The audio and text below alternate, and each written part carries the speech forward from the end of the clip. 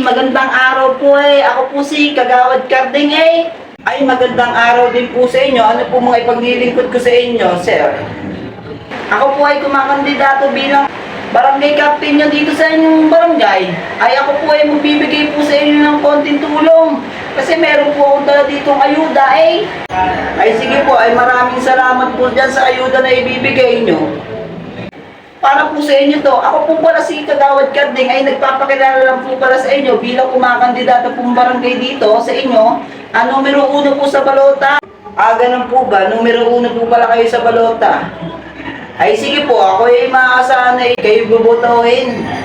Ang aking motto po ay bibigyan ko po lahat ng ayuda ng 10,000 bawat isa kapag ako po ay tinanghal na panalo sa darating na eleksyon. Opo, bobotohin ko po kayo dahil nga po sa mga hangarin nyo sa buhay at mga gusto nyong kapakanan dito sa ating barangay. Sige, bobotohin ko kayo. Huwag po kayong mag-alala.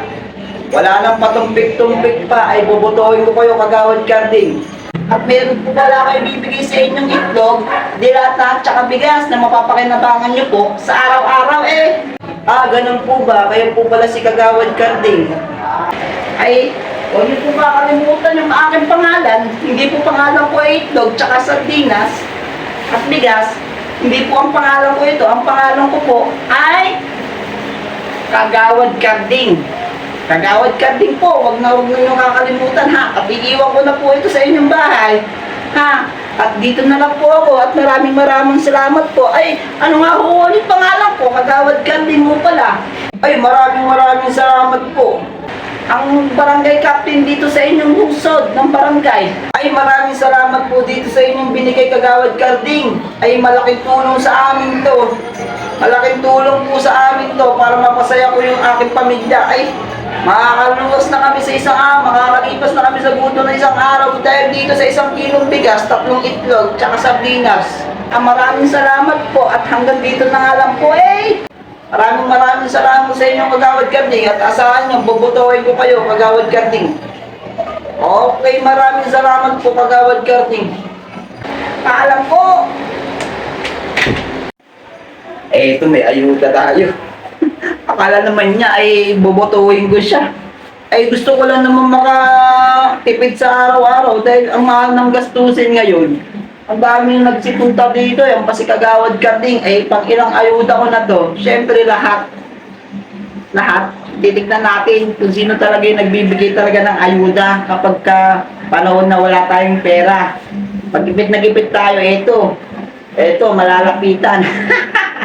Akala naman nila, bobotohin ko sila. Magbigay lang kayo na magbigay. Sa una lang naman kayo magaling wala na akong magagawa dyan. Sige, magbigay lang kayo ng magbigay ng ayuda dito sa bahay. Pupatok kayo, door to door.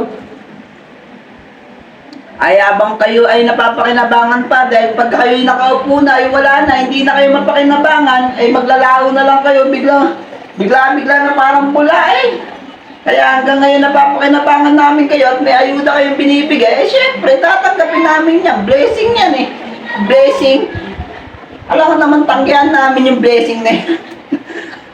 Nako, mga kumakandidato talaga ngayon sa barangay election. Napakarami, grabe. Akala naman nila, bobotohin ko sila. No, never. Isa lang ang bobotohin ko. Yung karapat-dapat.